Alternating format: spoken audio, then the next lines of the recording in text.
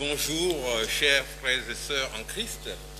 Je félicite toutes les personnes qui ont participé à la production de ces chants et je remercie en particulier les responsables de cette église qui ont estimé que c'était important que nous accompagnions Edith dans cet enregistrement et nous sommes très heureux de voir nos enfants chanter à la gloire du Seigneur et je voudrais que cela soit un défi pour chacun. Je suis sûr qu'il y a beaucoup de capacités, de dons qui sommeillent en vous et qui ne demandent qu'à s'exprimer.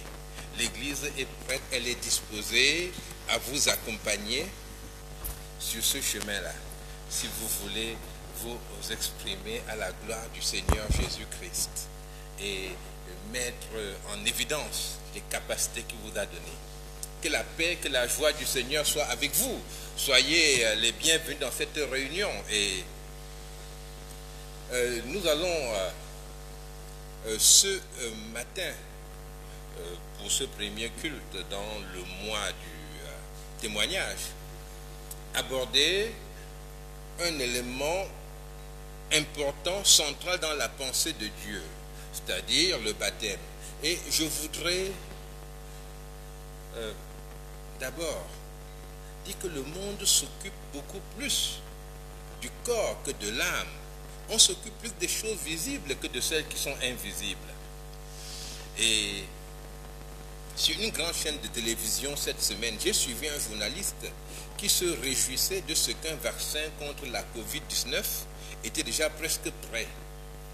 Et il a dit qu'on était à la phase 3 de l'élaboration d'un tel vaccin. Alors, la phase 3, c'était bon que je sache ce que c'était que la phase 3. Il avait invité un spécialiste qui est un médecin, un virologue ou infectiologue, et il a expliqué cela, mais bon, je n'avais pas bien compris. Donc, je suis allé regarder ce que c'est que toutes ces phases et pourquoi à la phase 3, il y avait tellement de joie alors que je ne voyais pas encore de vaccin. Et en fait, c'est un exploit remarquable, car la mise sur le marché d'un nouveau médicament est une entreprise longue et complexe. En effet, lorsqu'un laboratoire, c'est-à-dire un fabricant de médicaments, pense qu'une substance est efficace contre une maladie, il y a des règles à suivre. Il faut d'abord des essais précliniques, c'est-à-dire des essais en général sur des animaux, pour avoir des informations fiables sur le comportement de cette substance dans un organisme vivant. Après, il y a des essais cliniques, c'est-à-dire sur des humains, et ces essais cliniques sont donc classés en 3 phases. Ah, là, j'étais content de voir la notion de phase. Alors, il y a la phase 1. On évalue la toxicité sur un échantillon réduit. Et donc, dans cette première phase, on va voir si ce n'est pas quelque chose qui tue, tout simplement, ou bien qui fait mal à l'organisme. Dans la phase 2, on détermine la dose efficace. C'est la dose à partir de laquelle le médicament est actif. Et on voit aussi les effets indésirables. Et dans la phase 3, on évalue l'efficacité du médicament, c'est-à-dire sur 100 malades ayant pris ce médicament, combien guérissent en moyenne, en combien de temps. Et lorsque cette phase 3 donc, se solde positivement, on peut distribuer le médicament. Cela demande du temps, du travail, un important investissement financier. Et en général même, il y a une 4e phase pendant que le médicament est utilisé et distribué, qui consiste à savoir si le médicament a des effets négatifs sur la durée et envisager par exemple son retrait du marché. Voilà comment le monde a choisi de soigner les corps. Et Vous avez suivi toutes les polémiques contre ceux qui ont voulu soigner directement cette maladie. L'histoire du professeur Raoult, vous avez suivi les efforts des Malgaches avec leurs médicaments qu'ils ont donnés et toute la controverse qu'il y a eu dessus. L'archevêque Cléda et puis plusieurs autres naturopathes, des guérisseurs, de tradis praticiens. Et vous voyez toutes les disputes qu'il y a de la part des médecins et puis du système organisé qui veut que les choses se passent, n'est-ce pas, exactement selon ce principe sécurisé qu'ils ont mis en place. Le monde fait attention au corps, on fait attention aux doses, on se demande quel est exactement le principe actif. Mais qu'en est-il de nos âmes? Pour ce qui concerne ce qu'on a de plus cher, notre âme, hélas, on voit que chacun fait ce qu'il veut. On dit qu'il faut croire en quelque chose. Chacun développe sa doctrine, sa religion. On peut remplacer Mahomet par Confucius. On peut adorer Jésus comme on peut adorer Marie. On peut prier les ancêtres pourvu qu'on fasse le bien. On a cette religion qui est répandue partout. Il faut faire le bien. Il faut s'aimer les uns les autres. Mais ce que beaucoup de personnes oublient, c'est que ce bien-là n'est pas défini. Le bien, c'est quoi? Lorsqu'une fille est en classe de première et qu'elle tombe enceinte, mettons à 16 ans, le bien pour elle, c'est quoi? Un avortement rapide, bien fait, dans une clinique aseptisée, ou bien qu'elle perde des mois, une année de sa vie et qu'elle porte un enfant qui sera la marque qu'il y a eu une interruption dans sa vie. Qu'est-ce qu'il est bien pour cette fille? Et vous voyez, nous n'avons pas la même idée, nous n'avons pas les mêmes choix. Le bien, c'est quoi? Chacun a son médicament à lui et pourtant la maladie de nos âmes est la même. C'est la maladie du péché, la maladie de la perdition. Malheureusement, peu de personnes prennent au sérieux leur âme. Or, c'est la partie de nous-mêmes qui nous identifie. C'est elle qui sera jugée par le Seigneur. Le corps peut changer, devenir méconnaissable. Nous avons des photos quand nous sommes bébés, ensuite à 15 ans, après à 60 ans, mais on peut ne même plus se ressembler à soi-même. Mais pourtant c'est nous. Mais l'âme, elle ne change pas. L'âme nous identifie. Et Jésus demande dans l'évangile de Matthieu chapitre 8 au verset 36, Jésus dit: et que sert-il à un homme de gagner tout le monde s'il perd son âme? Et au verset 37 de ce même chapitre 8, il dit: que donnerait un homme en échange de son âme? Donc pour Jésus-Christ, le plus important, ce n'est pas le corps, c'est ton âme, au plus profond de toi-même. Et ça n'a rien de mystérieux.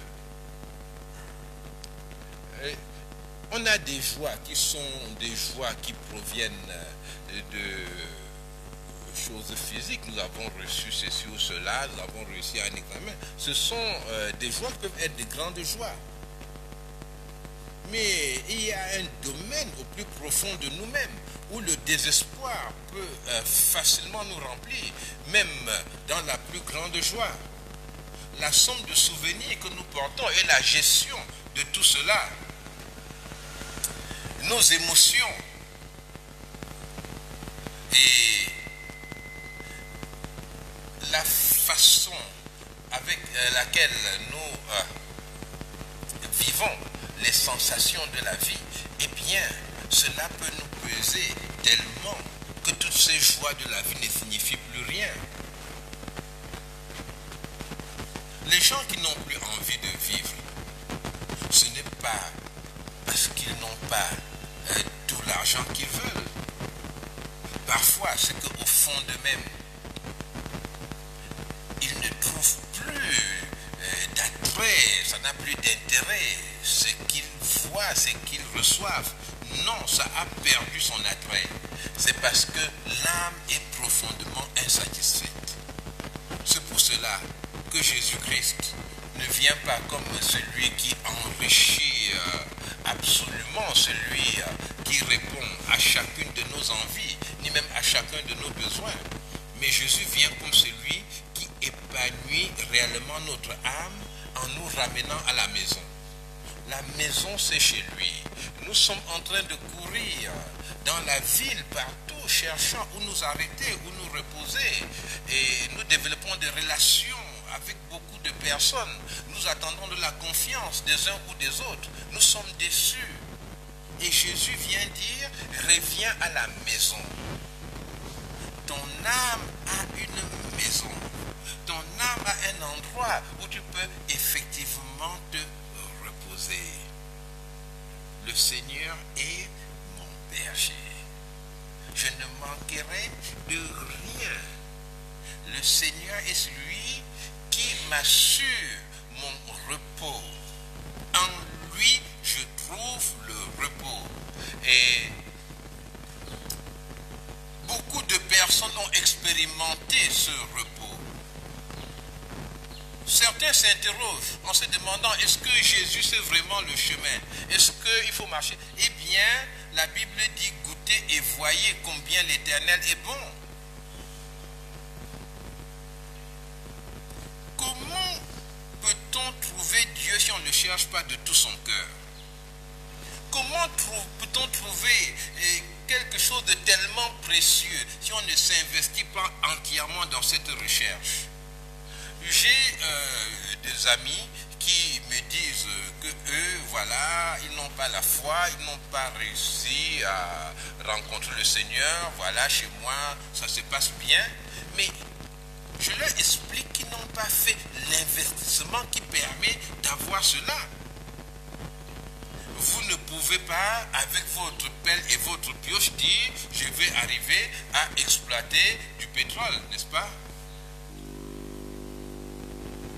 Il faut creuser profondément et investir dans les outils qui conviennent pour aller très très loin dans le sol et trouver ce qu'on cherche.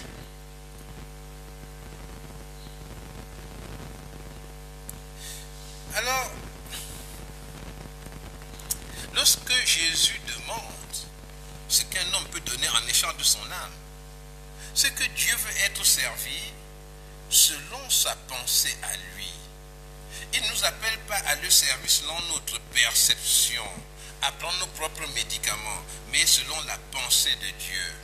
C'est pour cela qu'il est important dans chaque génération que des personnes déterminées reviennent à l'évangile authentique, celui de la Bible, et ne se contentent pas simplement de copier ceux qui nous ont précédés.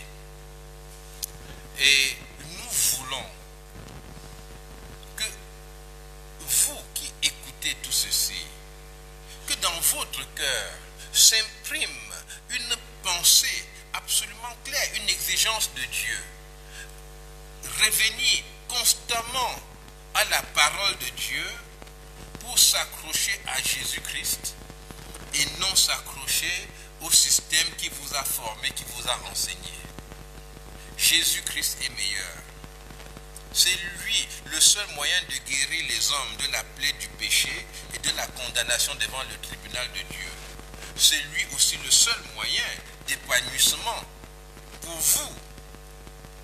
Et comme le dit la Bible, il y a beaucoup d'appelés.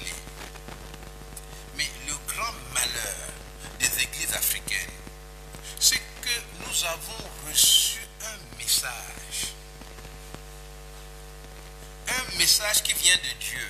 Mais au lieu de lire le message, nous avons plutôt écouté le messager. Nous avons reçu la Bible, au lieu de la lire, nous avons écouté ceux qui nous apportaient la Bible. Et nous les avons suivis au lieu de suivre Jésus-Christ. Est-il normal que vous receviez une lettre et que le facteur qui vous a apporté la lettre, la personne qui vous a apporté la lettre, alors vous vous mettez seulement à suivre cette personne sans plus vous soucier de savoir ce qu'il y a dans votre lettre? Comment peut-on recevoir une lettre et dire à l'autre, je t'en prie, dis-moi ce qu'il y a dans la lettre, alors qu'on se lit soi-même? Est-ce normal? Voilà le comportement de l'Afrique par rapport à l'évangile de Jésus-Christ.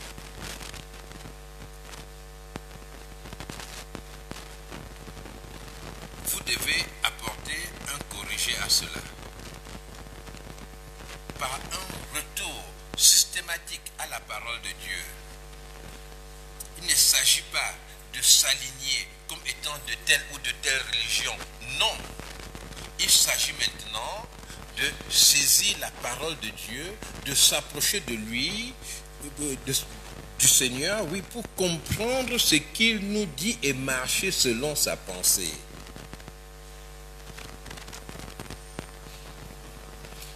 Aujourd'hui, je vous parle du baptême chrétien, comme la Bible le présente, et non du baptême tel qu'il se pratique dans telle ou telle église. Parce que le baptême, c'est une institution biblique.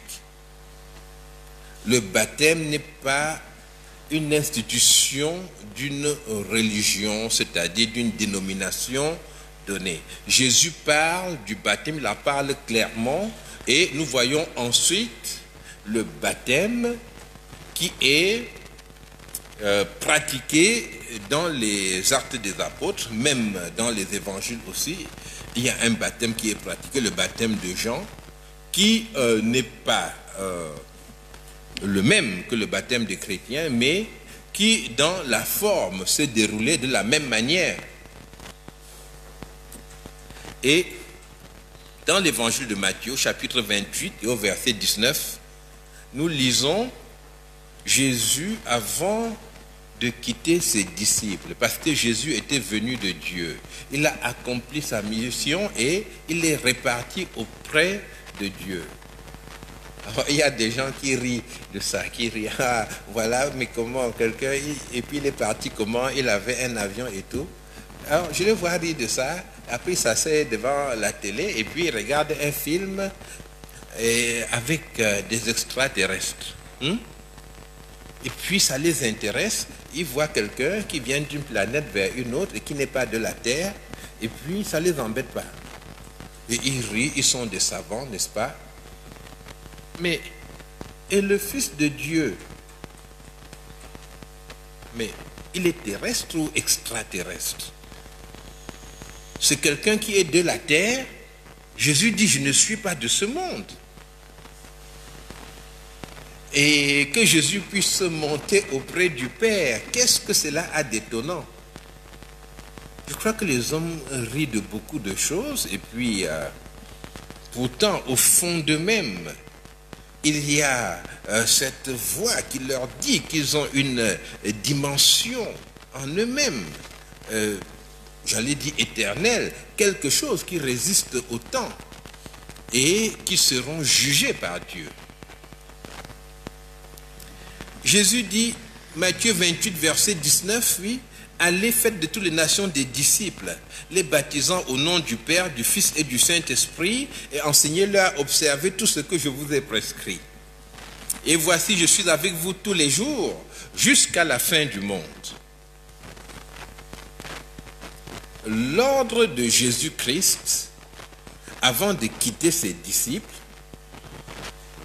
c'est qu'ils aillent enseigner sa parole aux autres, un enseignement qui a pour but de transformer leur vie. Ce n'est pas un enseignement qui a pour but simplement que ces gens connaissent que Jésus est venu, que ces gens aient une bonne note au catéchisme. Non, c'est un enseignement qui a pour but un changement de comportement et un changement spirituel en eux.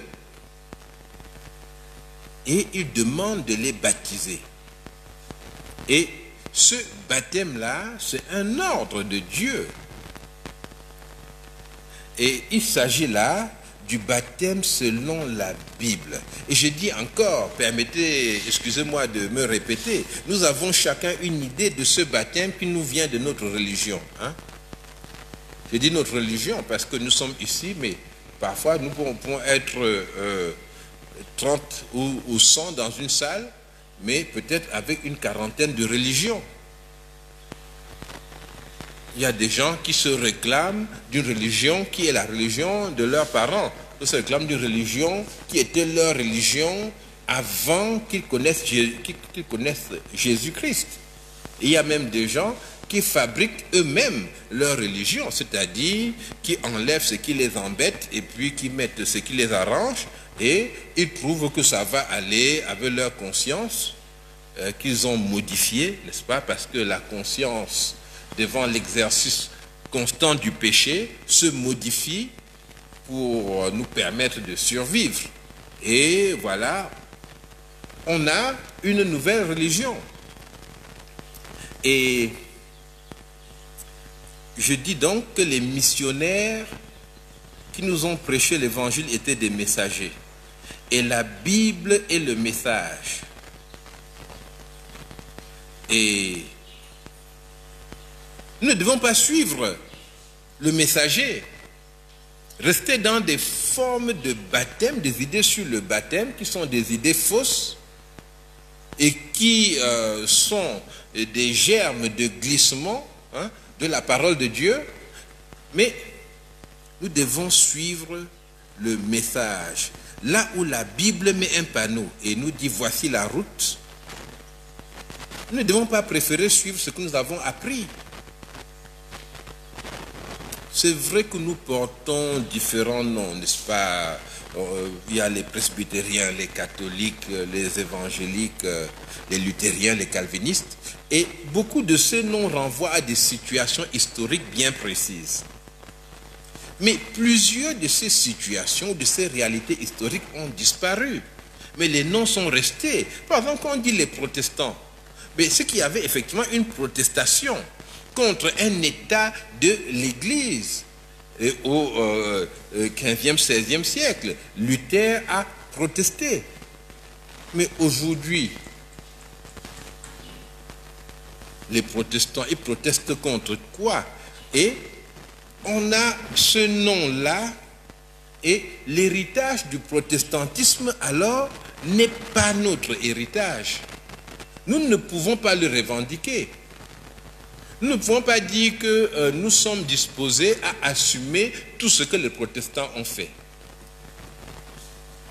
Bon, vous devriez savoir que les protestants ont persécuté les catholiques dans les pays où ils étaient majoritaires.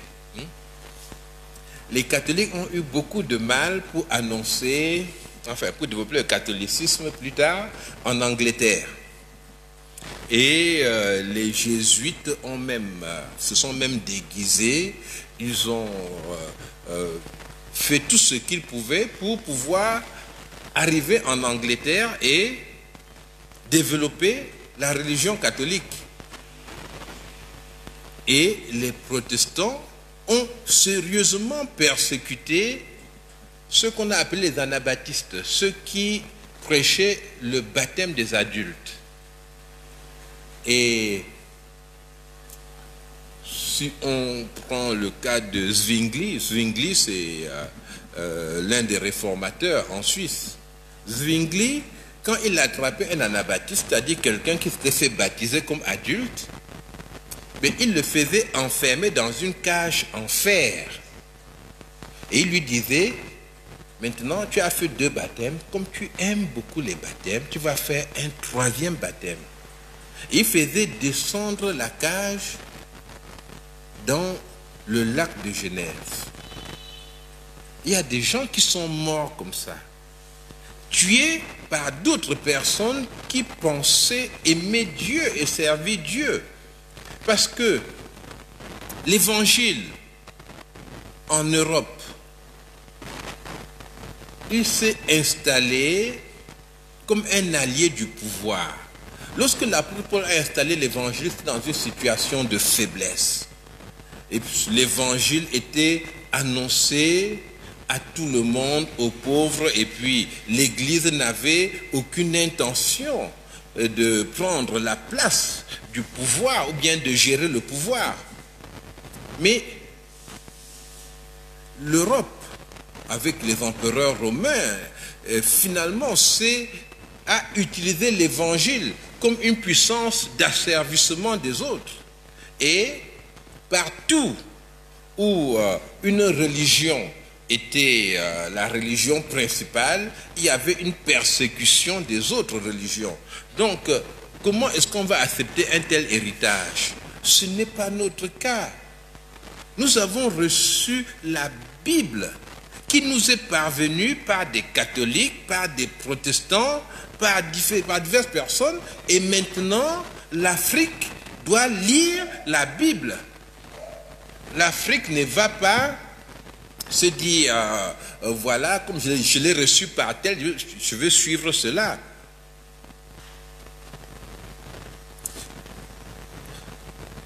Je voudrais que nous le comprenions tous.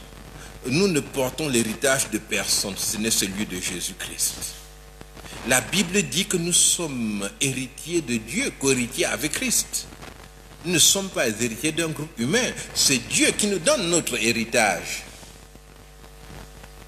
Nous reconnaissons tout ce que Dieu a fait de bon parmi ceux qui nous ont précédés. Nous sommes contents de voir l'exemple de toutes ces personnes qui ont porté la foi chrétienne au cours de l'histoire. Mais nous ne disons pas que nous sommes leurs héritiers. Nous sommes déjà les héritiers de Jésus-Christ. Quand tu es héritier de quelqu'un de très important, tu n'acceptes pas l'héritier de quelqu'un de plus petit. Je ne sais pas si vous savez ça. On ne mélange pas les héritages comme ça. On peut mélanger vers le haut, vous voyez. C'est-à-dire, tu hérites, voilà, de quelqu'un qui n'était pas le plus riche, le plus grand. Et on dit, ah, voilà, maintenant, il y a un arrière-grand-père là qui est décédé. On pense que tu peux hériter encore. Tu dis, bon, comme vous m'avez choisi, ce n'est pas grave. Parce que tu sais que c'est un héritage extraordinaire. Mais, ça veut dire que l'arrière-grand-père, il vient avec des tas de problèmes. C'était un homme bien, mais il a fait les dettes à gauche, à droite. Tu dis, j'hérite, pourquoi faire? Je ne vais pas aller payer ses dettes. Hein? Non. Donc, étant déjà héritier avec Christ, ayant reçu notre héritage de Dieu, vous voulez aller hériter, je suis catholique, je suis protestant, et on s'identifie à ça, on se met à persécuter les autres. Hein? Je suis anglican, par exemple, et puis voilà, on est contre d'autres chrétiens. Mais non, je suis héritier par Dieu, Dieu me donne mon héritage et c'est absolument suffisant. Et étant héritier de Christ, nous nous attachons à la parole de Christ. Christ se définit lui-même, il dit qu'il est la parole. Et nous sommes une religion de la parole. C'est-à-dire que nous ne croyons pas uniquement aux choses qui nous sont inspirées. Nous ne croyons pas simplement aux sensations que nous avons. Nous ne croyons pas simplement aux certitudes que nous pensons venir de Dieu. Mais nous avons un livre qui est une référence et qui est la parole de Dieu, qui est la Bible. Il ne faut jamais l'oublier. La somme de vos révélations, quand elles s'opposent à la Bible, eh bien, ça ne vaut plus rien du tout. La Bible est la base de notre marche avec Jésus-Christ et de notre croyance. Et c'est elle qui nous parle de notre engagement avec Dieu, de notre choix de le servir de façon exclusive. Je voudrais maintenant aborder rapidement le sens du baptême. Et d'abord en regardant la forme du baptême. la forme du baptême est très simple, mais très symbolique. Dans le baptême tel que nous voyons dans la Bible, le croyant est immergé dans l'eau et ensuite il émerge. Il y a une immersion et une émersion. Immersion, il descend et il en sort. Et la descente dans l'eau symbolise la mort du croyant. Et lorsqu'il émerge, cela symbolise sa résurrection. Celui qui s'est fait baptiser affirme qu'il a réellement donné sa vie à Jésus-Christ. Son baptême a lieu après qu'il ait effectivement choisi de façon claire et définitive de se soumettre à Jésus-Christ. Il descend dans les eaux pour dire qu'il est mort.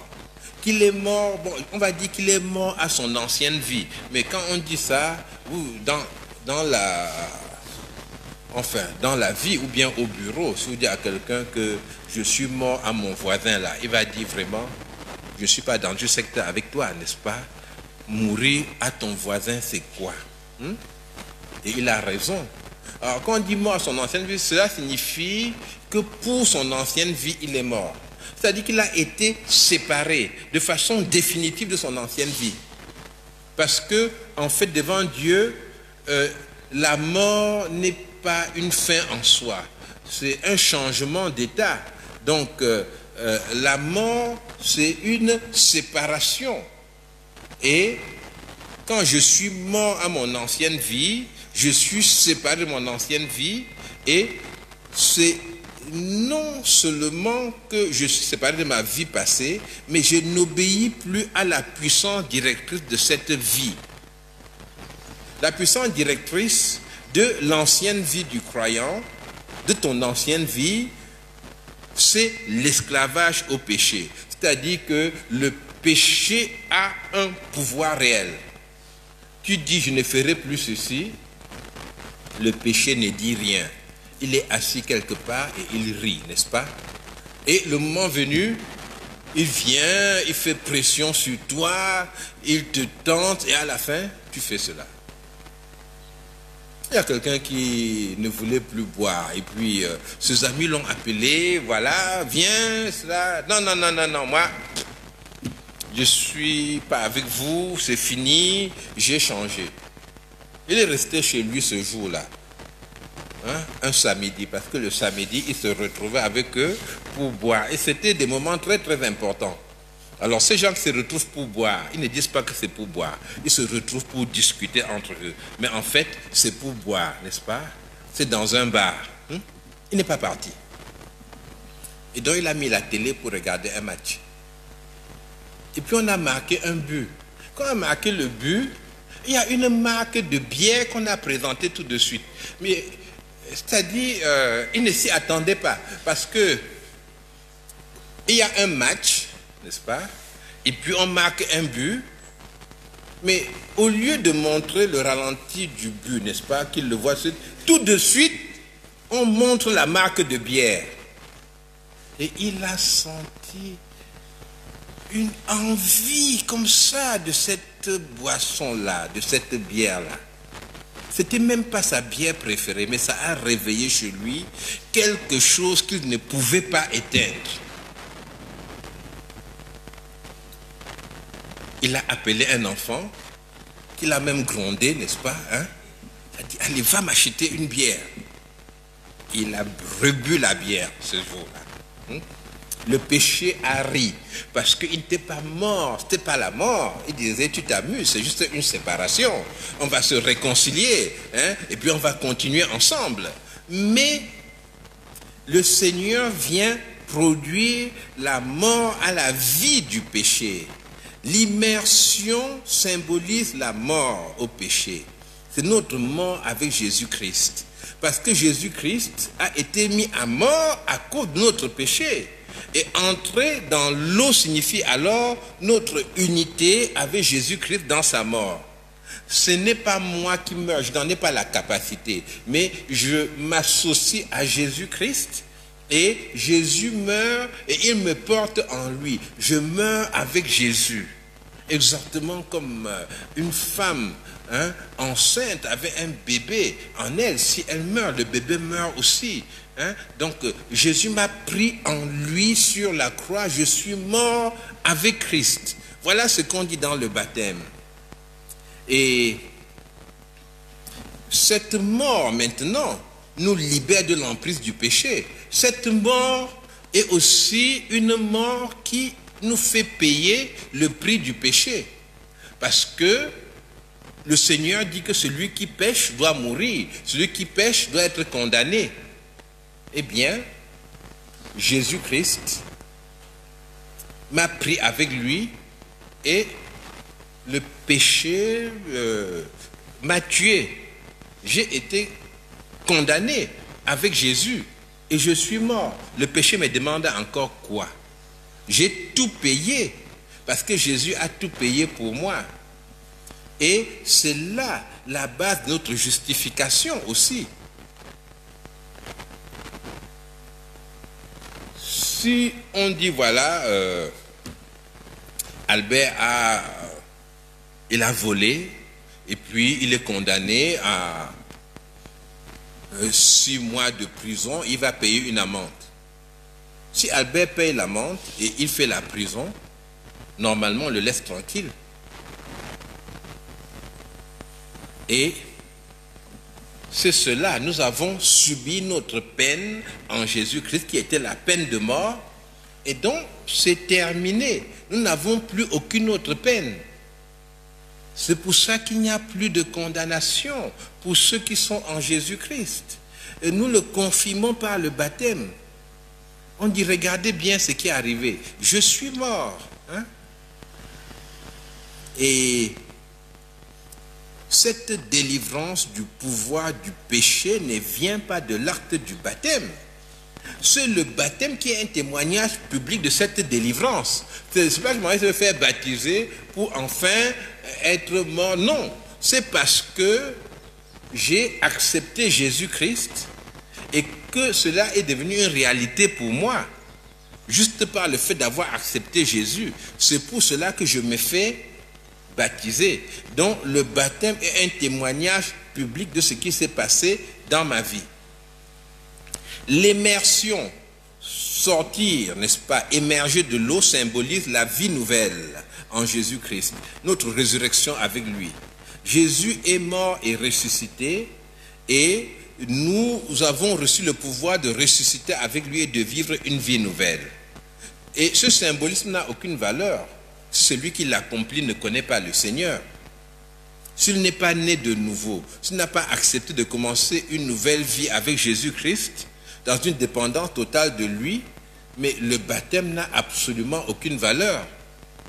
On peut baptiser n'importe qui, on peut baptiser un animal, on peut baptiser un fou, mais ça n'a pas une importance devant Dieu. On peut utiliser les meilleures formules baptismales possibles, mais ce qui est important, c'est que le baptême soit le symbole de quelque chose qui s'est déjà passé. On ne baptise pas les gens pour que ce soit un symbole dans le futur, n'est-ce pas? Comme on t'a baptisé, ça va t'aider à croire en Dieu. Mais non, ça ne va pas, c'est se moquer de Dieu, c'est enlever le sens même du baptême.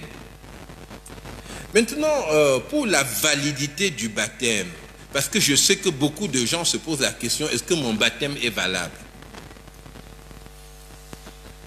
La validité du baptême n'est pas liée à la forme du baptême.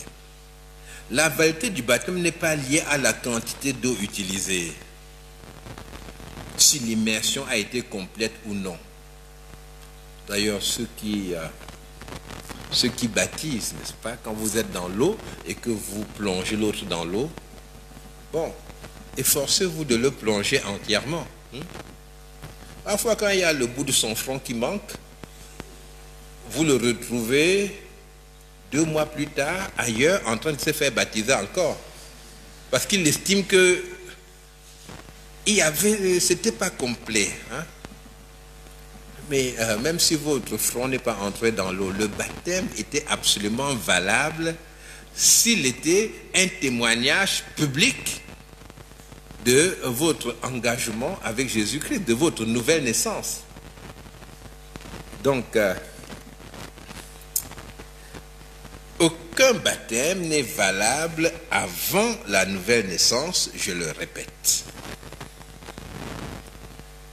Aucun baptême n'est valable avant le choix absolu d'abandonner le péché, et c'est ce que la Bible appelle la repentance. Aucun baptême n'est valable. Donc même si tu as été baptisé dans la meilleure église du monde, mais sans avoir reçu Jésus dans ton cœur comme ton Seigneur, ton Maître, eh bien, ton baptême n'est pas un baptême. Ton baptême, ça a été simplement un plongeon dans l'eau. Pour toi, ça a été comme une piscine avec un discours religieux à côté. Ce n'est pas un baptême. Alors, beaucoup de groupes chrétiens ont perverti la notion de baptême et ont adopté des rites qui leur sont appropriés, et ces rites nous ont été communiqués par les personnes qui ont apporté la Bible. Alors, ces gens n'étaient pas des gens mal intentionnés.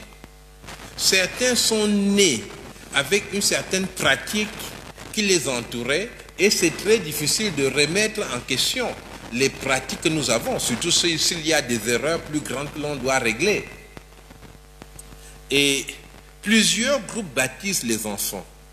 Cela vient au départ d'une croyance superstitieuse qui provient du paganisme, et dès le 4e, 5e siècle, il y avait cette idée que le baptême assurait le salut. Et d'ailleurs, il y a Augustin, qu'on appelle aussi Saint Augustin, qui a écrit beaucoup, avec des écrits positifs aussi sur l'Église, et pour qui les enfants morts sans être baptisés ne partaient pas directement au paradis, n'est-ce pas? Bon, c'était dangereux. Donc il fallait baptiser un enfant le plus rapidement possible pour assurer à l'enfant l'entrée au paradis, et avait l'idée que Dieu nous sauvait de façon familiale avec tous les gens qui ont été baptisés. C'est pour ça que le baptême a très vite été appelé un sacrement, et quelque chose qui nous met en contact avec Dieu par l'acte lui-même, alors que le baptême, c'est simplement l'acte d'obéissance à Dieu qui confirme que nous sommes devenus des enfants de Dieu, et Dieu exige que cela se fasse publiquement.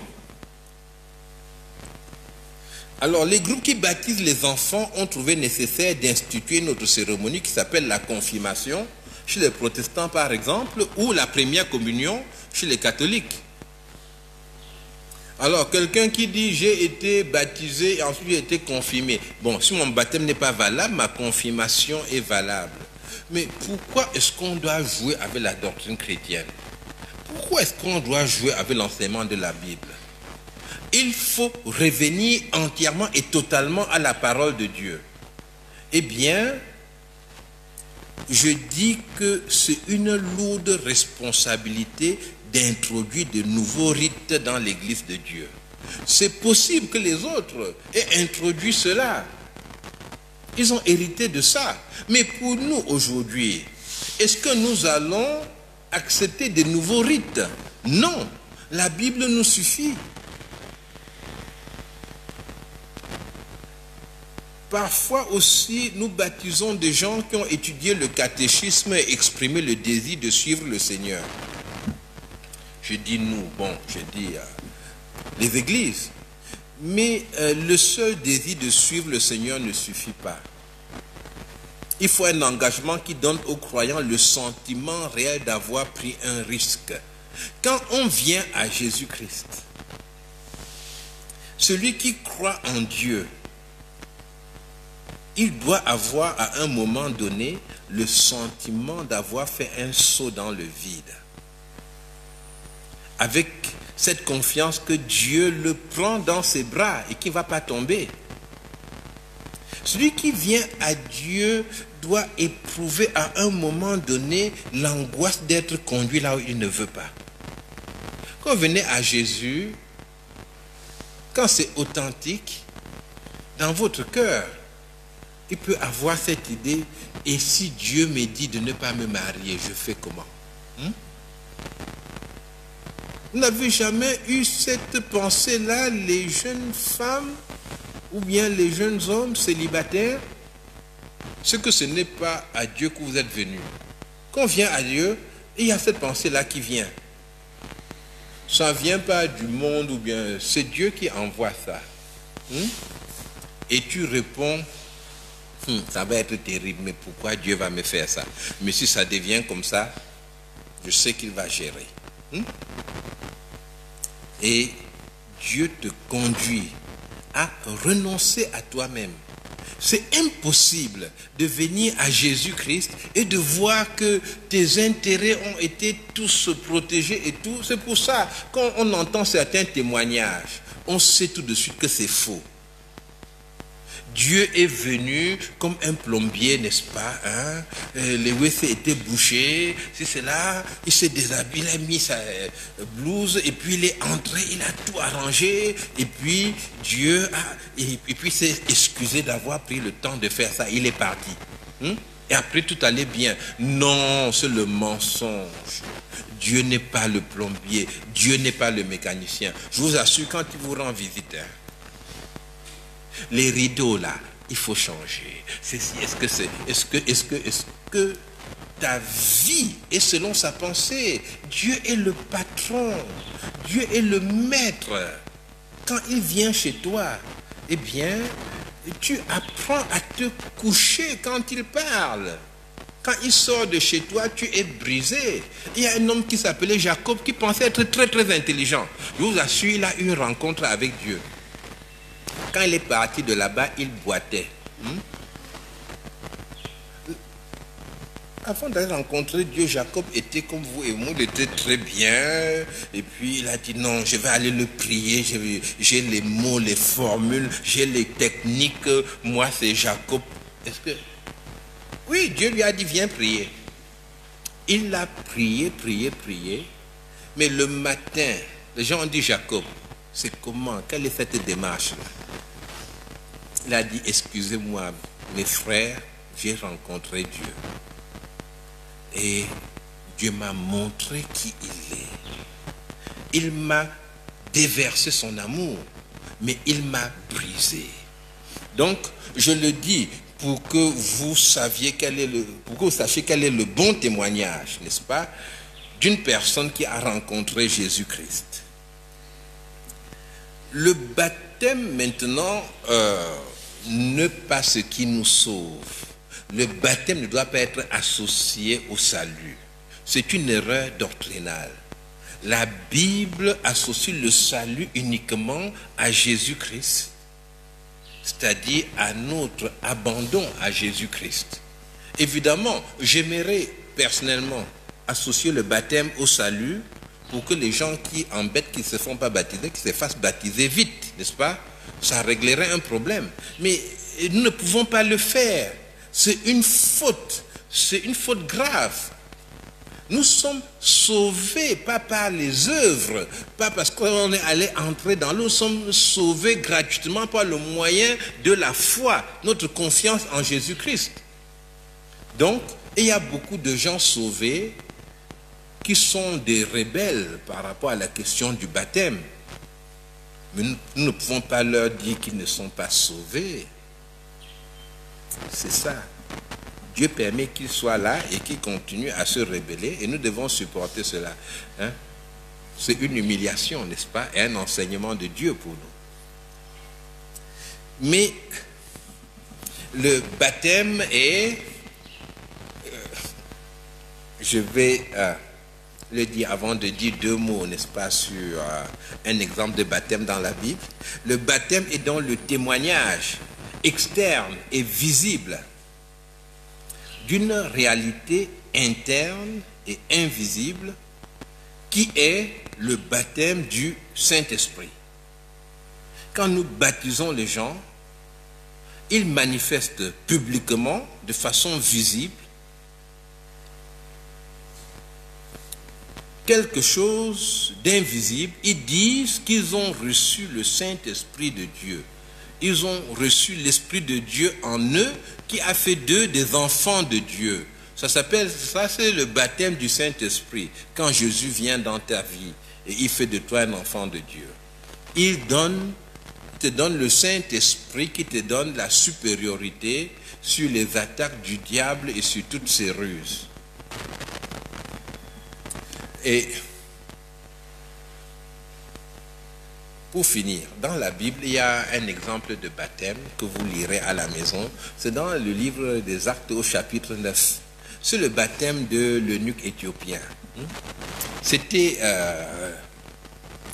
le ministre de la reine d'Éthiopie qui était un juif et c'était le ministre des Finances. Et il est allé à Jérusalem pour adorer. L'Éthiopie, les gens d'Éthiopie sont de quelle couleur là? C'est noir, hein? Oui. Bon, on va dire il y a des gens très bruns là-bas aussi, mais ce sont des noirs, hein? Et alors, ce noir-là était un juif, c'est-à-dire qu'il avait subi la circoncision, il avait trouvé que la religion juive était bonne, et puis il était attiré par le Dieu d'Israël. Le Seigneur avait touché son cœur. Donc il est parti à Jérusalem pendant la Pentecôte. Il devait le faire sûrement toutes les Pentecôtes, mais cette Pentecôte